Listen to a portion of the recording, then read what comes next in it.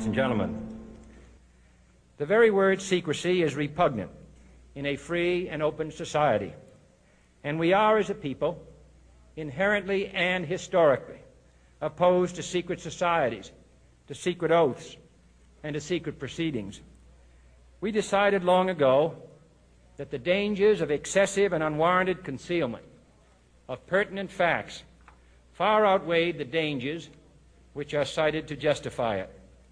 Even today, there is little value in opposing the threat of a closed society by imitating its arbitrary restrictions.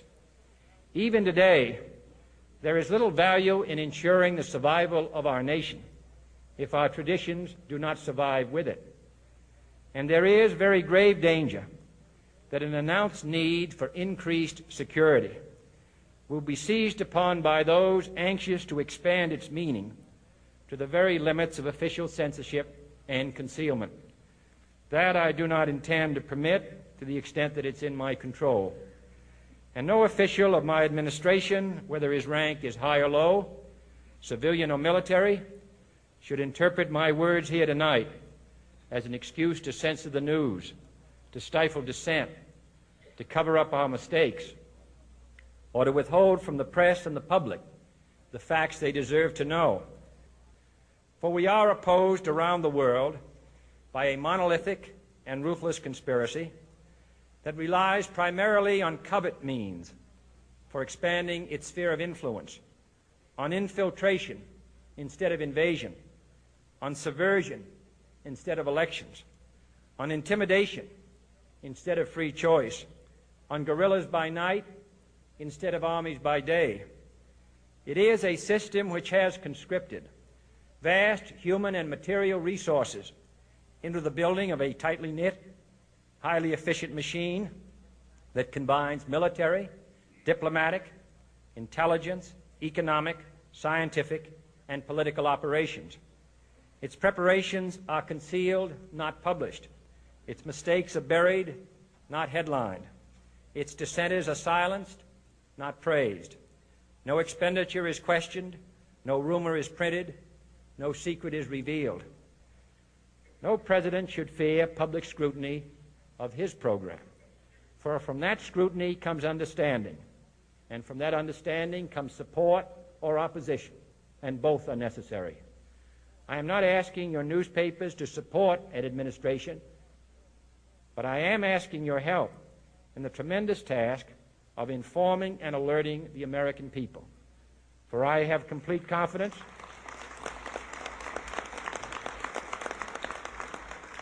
in the response and dedication of our citizens whenever they are fully informed.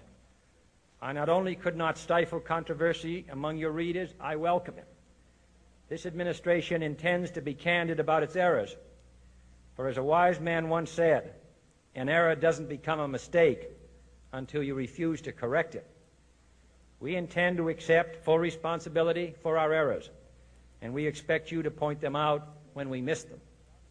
Without debate, without criticism, no administration and no country can succeed, and no republic can survive.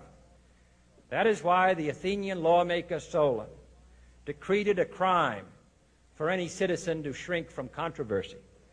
And that is why our press was protected by the First Amendment, the only business in America specifically protected by the Constitution, not primarily to amuse and entertain, not to emphasize the trivial and the sentimental, not to simply give the public what it wants, but to inform, to arouse, to reflect, to state our dangers and our opportunities, to indicate our crises and our choices, to lead, mold, educate, and sometimes even anger public opinion. This means greater coverage and analysis of international news, for it is no longer far away and foreign, but close at hand and local. It means greater attention to improved understanding of the news, as well as improved transmission. And it means, finally, that government at all levels must meet its obligation to provide you with the fullest possible information outside the narrowest limits of national security.